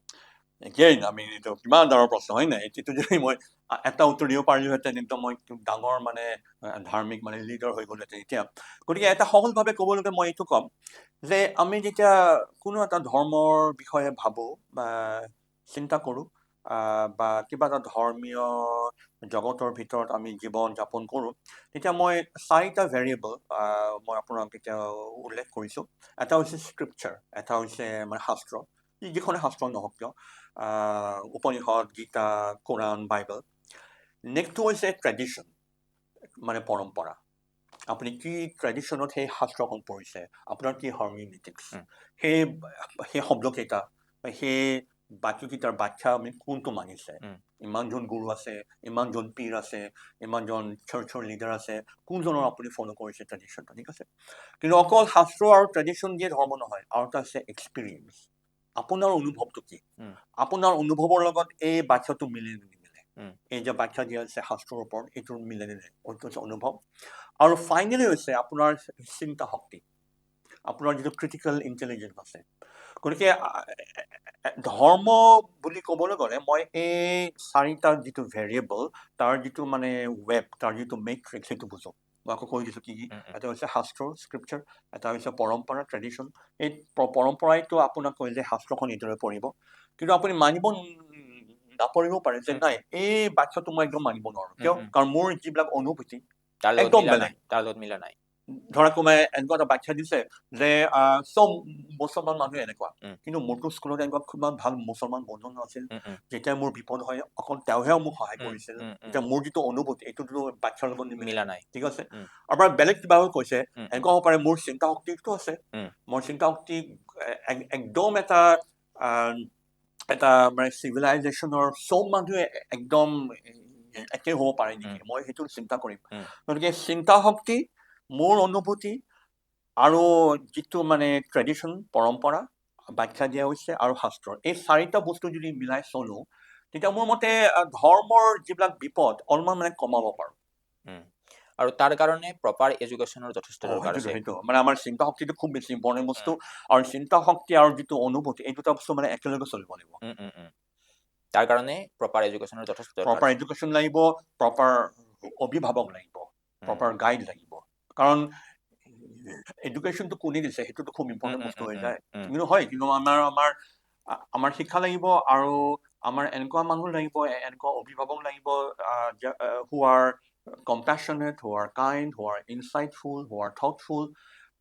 গতিকে কিদৰে এনেকুৱা এটা প্ৰজন্ম আমি গঢ়ি তুলিব পাৰো যিসকল ধাৰ্মিক লোক rational হয়, critical হয়, their views are based on experience and they are in a particular tradition of hermeneutic inquiry which is based on scripture. কাৰণ মই যিটো আপোনাৰ এক্সাম্পল দি আছো অলপমান আগতে, মানে স্ক্ৰিপচাৰটোতো has not changed for thousands of years. মানে ঋগভেদৰ যিখন সংস্কৃত আছে এইটোতো এতিয়াও একে হৈ আছে, কিন্তু আজি মই এটা ঋগভেদিক ভাৰ্চ যিদৰে পঢ়িম সেইটো বহুত বেলেগ হ'ব পাৰে how it was read 1000 years ago in a village in South India. In a village in South India, the meaning of that Vedic verse may be A, B, and C. Today, when I read it, I come to the conclusion, no, the right way to read it is X, Y, and Z. What has changed? My social location, my economic condition, or my cultural sensibility, or in one word, my hermeneutic location. A hermeneutic location to bodli gole, আমি কিদৰে শাস্ত্ৰ পঢ়ো সেইটো বদলি যায়। Sir, শেষত মই আপোনাৰ পৰা দুটামান ব্যক্তিগত কথা জানিব বিচাৰিম। প্ৰথমটো হৈছে যে আমাৰ দৃষ্টিত আপুনি যথেষ্ট সফল অসমীয়া। আপোনাৰ মতে সফলতাৰ সংজ্ঞা কি? সফলতাৰ সংখ্যা এইটো, আপুনি যদি জীৱনত যিটো কৰিবলৈ you have set out. So for example, আপুনি যদি যেতিয়া আপোনাৰ বয়স 18 বা 19 বা 20 বছৰ, সেইটো সময়ত আপোনাৰ এটা ভিজন বা এটা আইডিয়া থাকিব পাৰে যে মই জীৱনত এইখিনি কাম কৰিব বিচাৰিছো, আৰু এইখিনি কাম যদি আপুনি কৰিব পাৰে in a way that gives you meaning, gives you purpose, gives you significance, and it gives you a sense of self. জীৱনত এটা ষ্ট্ৰাকচাৰ দিয়ে, জীৱনত এটা শৃংখলা দিয়ে, আৰু অকল সেইখিনিয়ে নহয়, আপুনি যদি ক'ব পাৰে যে মই যিখিনি কাম কৰিছো, যি কামেই নহওক, মানে অধ্যাপনাও হ'ব পাৰে বা এজন ইঞ্জিনিয়াৰ, এজন লয়াৰ, মই এটলিষ্ট কেইজনমান মানুহৰ জীৱনত কিবা এটা ভাল ইম্পেক্ট আনিছো। গতিকে মোৰ মতে সফলতাৰ সংজ্ঞা সেইটো যে কিবা এটা আপোনাৰ এটা ভিজন আছে, সেই ভিজনটো আপুনি ইমপ্লিমেণ্ট কৰিব পাৰিছে, সেই ভিজনটোৱে আপোনাক এটা চেন্স অফ চেল্ফ দিছে, আৰু সেই চেন্স অফ চেল্ফৰ লগত আপোনাৰ এটা অনুভূতি আছে যে জীৱনত আপুনি গোটেই জগতৰতো কোনেও কৰিব নোৱাৰে সহায়, কিন্তু এটলিষ্ট কেইজনমান মানুহক কিবা এটা আপুনি দিব পাৰিছে। ব্যক্তিগতভাৱে আপোনাক কোনখন ধৰ্মীয় গ্ৰন্থ বা ধৰ্মীয় গ্ৰন্থৰ চৰিত্ৰ বা কোনজন দাৰ্শনিকে গোটেই জীৱন জুৰি প্ৰভাৱান্বিত কৰি ৰাখিছে, অনুপ্ৰাণিত কৰি ৰাখিছে, আৰু কি কাৰণে আপোনাক তেখেতে ইমান প্ৰভাৱ পেলাব পাৰিছে? আপুনি তিনিটা ক'লে, ধৰ্মীয় গ্ৰন্থ, ধৰ্মীয় চৰিত্ৰ আৰু দাৰ্শনিক। প্ৰথম দুটা মানে এজন ক'বলৈ অসুবিধা, কাৰণ মই কিমান বেলেগ ওপৰত, কিন্তু মই তৃতীয়টো উত্তৰ দিম। তৃতীয়টো হৈছে মানে দাৰ্শনিক। প্ৰথম দুটা আপুনি বিশ্লেষণ কৰি ক'ব পাৰে। এতিয়া প্ৰথম কি ধৰ্মীয় গ্ৰন্থ। ধৰ্মীয় গ্ৰন্থ মই কম ভগৱত গীতা, এইটো বহুত মানুহে কয়, কিন্তু মই এইটো কাৰণে কৈছো, কাৰণ কি হয়, এতিয়া মই ফেকাল্টি অফ ডিভিনিটিত তাত পঢ়া, মানে কেম্ব্ৰিজত, মোৰ বেছিভাগ ছাত্ৰ ছাত্ৰী তাৰে মানুহ, মানে ইংলেণ্ডৰ মানুহ, তেওঁলোকে কেতিয়াও মানে বেদ শব্দটো শুনা নাই, মানে বেদ VEDA, মানে তেওঁলোকে মই একদম প্ৰথমৰ পৰা পঢ়িব লাগে হিন্দু ধৰ্ম, হিন্দু শাস্ত্ৰ এইবিলাক, আৰু সেইকাৰণে মই দেখিছো যে যোৱা 12 বছৰ মানত যে আচলতে ভগৱত গীতাখন is a very nice compendium, it's like a complete package. Hindu ধৰ্মৰ metaphysics, epistemology, moral philosophy, psychology গোটেইখিনি মানে এখন কিতাপত আছে। যদি মই হিন্দু ধৰ্মৰ ব্যাখ্যা দিব খোজো উপনিষদ লৈ বা ধৰ্মশাস্ত্ৰ লৈ বা বেলেগ বেলেগ ব্যাখ্যা লৈ শংকৰাচাৰ্য, ৰামানুজাৰ, বল্লভৰ, কিন্তু মানে চলি লাগিব দিনৰ পিছত, মাহৰ পিছত, বছৰৰ পিছত। কিন্তু ভগৱত গীতাখনত মই এইদৰে ক'ব পাৰোঁ যে বিভিন্ন ব্যাখ্যা আছে, এইবিলাক আমি পঢ়িম এদিন আৰু পঢ়িবও লাগিব, কিন্তু এতিয়াৰ কাৰণে এইখিনিৰ এই যিখিনি চেপ্টাৰ আছে 18 চেপ্টাৰ, তাৰ ভিতৰতে তুমি এটা কমপ্লিট পেকেজ পাবা। মই মানে মোৰ ছাত্ৰসকলক ক'ব পাৰোঁ, গতিকে সেইটো মানে মোৰ কাৰণে খুব এটা ভাল মানে ইউজফুল টিচিং ৰিচোৰ্চ হৈ গৈছে। আৰু নেক্সট কথা হৈছে ধৰ্মীয় চৰিত্ৰ। ধৰ্মীয় চৰিত্ৰৰ ভিতৰত মই এজন খ্ৰীষ্টিয়ান চেইণ্ট আছে, তেওঁৰ মোক জীৱনত খুবেই গভীৰভাৱে প্ৰভাৱিত কৰিছে। তেওঁৰ নাম হৈছে চেইণ্ট ফ্ৰান্সিছ অফ এছিছি। তেওঁ হৈছে এজন মানে 13th centuryৰ এজন মানে খ্ৰীষ্টিয়ান চেইণ্ট, আৰু তেওঁ মানে জীৱ জন্তু খুব ভাল পাইছিল। মানে জীৱ জন্তুক মানে তেওঁৰ বন্ধু বুলি মাতিছিল। এই চৰাইবিলাকক বিভিন্ন মানে নাম দি ৰাখিছিল আৰু জুবিন গাৰ্গৰ দৰে মানে এইবিলাক চৰাই, এইবিলাক পাখি, এইবিলাক মানে জংঘলত থকা জন্তুবিলাকক তেওঁলোকে আমি কোৱা হয় বুলি, আৰু তেওঁ মানে জংঘলত গুচি গৈছিল, কিন্তু মানে খুব মানে হিংস্ৰ জীৱ জন্তু মানে তেওঁলোকৰ মানে তেওঁৰ ওচৰলৈ আহি গৈছিল। তেওঁৰ নাম হৈছে চেইণ্ট ফ্ৰান্সিছ অফ এছিছি। আৰু তেওঁ ভাবিছিল যে মানুহৰ মাজত কিদৰে শান্তি আনিব পাৰি। তেওঁ মানে ভগৱানলৈ প্ৰে কৰিছিল যে make me an instrument of your peace, make me a channel of your peace making. গতিকে that figure has exercised a lot of spiritual and moral influence on me. আৰু ফাইনেলি দাৰ্শনিক বুলি কৈছিলে, দাৰ্শনিক। গতিকে দাৰ্শনিক বুলি কওঁতে আৰু মোৰ কাৰণে মানে খুবেই মানে কঠিন প্ৰশ্ন, কাৰণ কিমান বেলেগ ধৰণৰ মানে দাৰ্শনিকৰ মানে কিতাপ পঢ়িছোঁ। এজন বুলি যদি ক'ব খুজিছোঁ, তেওঁৰ নাম হৈছে বাৰ্ট্ৰেণ্ড ৰাছেল। সেইজন এজন ইংলিছ ব্ৰিটিছ ফিলচফাৰ আছিল, মানে in the 20th century. মই তেওঁক মানে এইটো কাৰণে ভাল লাগে, কাৰণ তেওঁৰ if you look at his intellectual life, he went through multiple phases. He had different styles of philosophical thinking in his 30s, in his 50s, in his 60s. And he was strongly committed to promoting peace. So he took a very strong stance against nuclear warfare.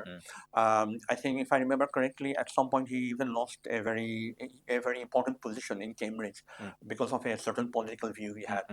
So he was a philosopher who tried to combine his political activism with his intellectual life. So he was a public intellectual, as we call these people today.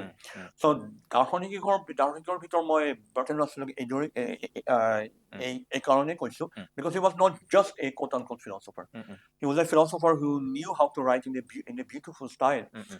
And I think I'm right, because nowadays, as I grow older, my memory fades me. I think he received the Nobel Prize in Literature. We can check this, but I think he did. I think so, yes. So anyway, my point being that Bertrand Russell was not just a philosophical thinker, he was also a very good writer. Sir, আমি শংকৰদেৱক সৰ্বকালৰ শ্ৰেষ্ঠ অসমীয়া হিচাপে বিবেচনা কৰোঁ, অসমীয়া জাতিয়ে। আৰু শংকৰদেৱৰ যি দৰ্শন, সেই দৰ্শনৰ বিষয়ে কেম্ব্ৰিজৰ আপুনি যি ক্ষেত্ৰত অধ্যাপনা কৰি আছে, তাত ছাত্ৰ ছাত্ৰীসকলক জনাব পৰাকৈ কিবা ব্যৱস্থা আছেনে? মানে ডিৰেক্টলি শংকৰদেৱ বুলি নহয়, মই মানে তাতো মই বহুত হিন্দু ধৰ্মৰ ওপৰত বহুত বক্তৃতা দিওঁ, লেকচাৰ দিওঁ, আৰু মানে তাত এটা চিষ্টেম আছে, মানে ছুপাৰভিজন চিষ্টেম বুলি কয়, মানে ছাত্ৰসকলে মানে প্ৰবন্ধ লিখে আৰু ডিছকাছ কৰে। সেই লেকচাৰবিলাকতো মানে শংকৰদেৱৰ কথা আহি যায় কেতিয়াবা। মই কওঁ যে এনেকুৱা মানে এজন ভক্তিমূলক এজন মানে থিঅলজিয়ান আছে, ফিলচফাৰ আছে, এনেকুৱা এজন মানে থিংকাৰ আছিল। তেওঁ মানে ভাগৱত পুৰাণ আৰু ভগৱত গীতাৰ পৰা কিছুমান আইডিয়া লৈ এনেকুৱা আমাৰ ইয়াত অসমত একশৰণ নাম ধৰ্ম প্ৰতিষ্ঠা কৰিছিল। এই কথাবিলাকতো আহে মোৰ মানে বক্তৃতাত। হয়, এতিয়া ছাৰ আমি অনুষ্ঠানটো শেষ কৰিম। শেষত আপুনি আমাৰ দৰ্শকৰ বাবে কি ক'ব বিচাৰিব, আৰু আপোনাৰ যি মেছেজ হ'ব সেই মেছেজৰ জৰিয়তে আমি অনুষ্ঠানটোৰ সামৰণি মাৰিম? এটা মেছেজ দিবলৈ ক'লে আকৌ অসুবিধা হয়, কাৰণ মানে মানে এটা আপুনি আপোনাৰ সুবিধা মতে ক'ব। সেইটোৱে মই মানে কৈছোঁ, মানে কিয় কেতিয়াবা মানে অলপমান মানে প্ৰব্লেম হয় মোৰ কাৰণে, কাৰণ যেতিয়া মানে মোৰ যিটো মানে লাইন অফ ৱৰ্ক বুলি ক'ব পাৰোঁ, গোটেই মানে জীৱনটো মোৰ মানে চিন্তা কিতাপ পঢ়ি ৰিফ্লেকশ্যন কৰোঁতে যায়তো। গতিকে যেতিয়া কোৱা হয় এইটো কি ক'ব মানে গোটেই বস্তুখিনি চামাৰাইজ দি পেলাই এইটো কি ক'ব কেতিয়াবা মোৰ কিবা ভাবিব লাগে খুব চিম্পলি মই এইটোৱে ক'ম যে আমি যদি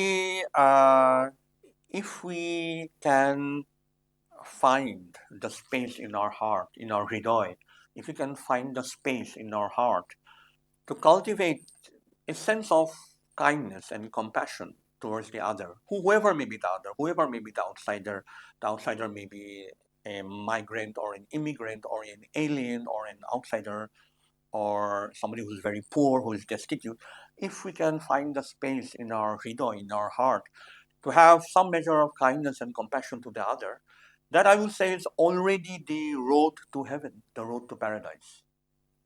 গতিকে সেই কথাটো কৈ মই সামৰিম somebody who's very poor, who is destitute, if we can find the space in our hridoy, in our heart, to have some measure of kindness and compassion to the other, that I will say is already the road to heaven, the road to paradise. গতিকে সেই কথাটো কৈ মই সামৰিম